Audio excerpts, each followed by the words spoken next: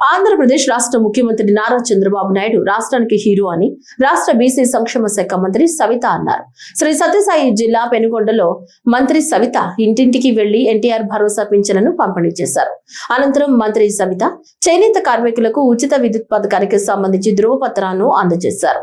అనంతరం మంత్రి మీడియాతో మాట్లాడుతూ జగన్ వైఖరి తమకు అవసరం లేదన్నారు.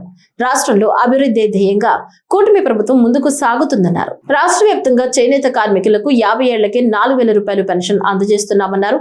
అదేవిధంగా చేనేత కార్మికులకు ఆరోగ్య బీమా పథకాన్ని అందించేలా చంద్రబాబు చర్యలు చేపడుతున్నారన్నారు. ఉచిత విద్యుత్ పథకం కోసం ఏటా 150 కోట్లు ప్రభుత్వంపై అదనపు భారం పడుతుందన్నారు.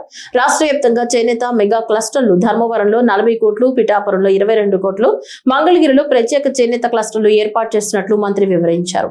ఎన్నికల సమయంలో ఇచ్చిన అన్ని హామీలను అమలు చేస్తున్నామన్నారు. జగన్ క్రెడిట్ చోరీ చేయాల్సిన అవసరం కూటమి ప్రభుత్వానికి లేదన్నారు.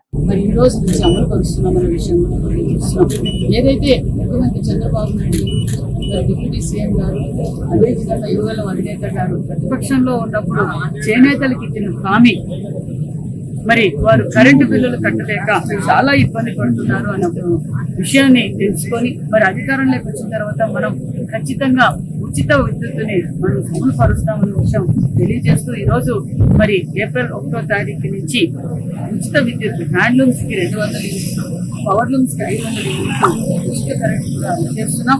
మరి పథకాని కోసం 150 కోట్ల రూపాయలు కూడా సంవత్సరానికి మనం ఖర్చు పెడుతున్నామన్న విషయాన్ని కూడా తెలియజేస్తాం. మరి హ్యాండ్లూమ్స్ కి ఈ ఒక లబ్ధిదారులకు నెలకు 720 రూపాయలు లబ్ధి పొందుతుంది.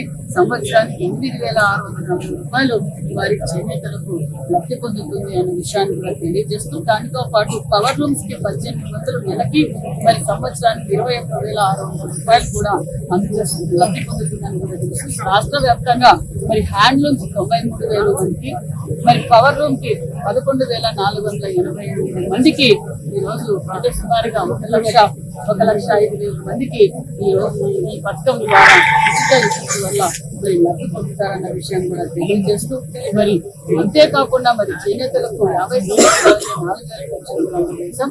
మరి వారికి కావాల్సిన గిఫ్ట్ ఫండ్ కూడా ఏర్పాటు చేసాం.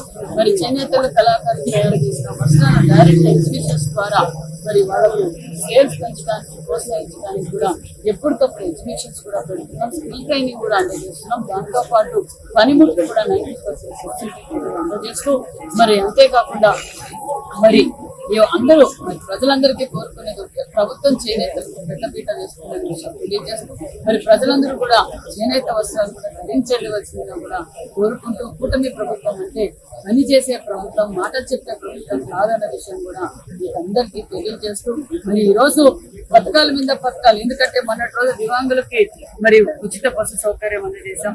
మరి ఈ రోజు మరొక పథకాన్ని మరి చేనేత కార్మికులకు ఉచిత కరెంట్ కూడా అందజేశాం.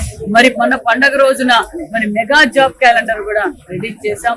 మరి ఏదైతే సూపర్ 6 పథకాలతో పాటు అన్ని అభివృద్ధి కార్యక్రమాలు ఈరోజు చేస్తున్నాం. మరి ప్రజలు కూడా కొన్ని సంవత్సరాలుగా మరి రైల్వే స్టేషన్ రోడ్డు లేక మరి ఎంతో ట్రాఫిక్ ఉండి ప్రజలందరూ చాలా మంది ఇబ్బంది పెట్టేవాళ్ళు, వృద్ధులు, ఆటో వాళ్ళు కూడా వచ్చేవారు కాదు. మరి అలాంటివి ఎన్నో ఎన్ఆర్జీఎస్ ద్వారా కావచ్చు ఈ రోజు మేము ఎక్కడ చూసినా ఎన్ఆర్జీఎస్ రోడ్లు వేసాం.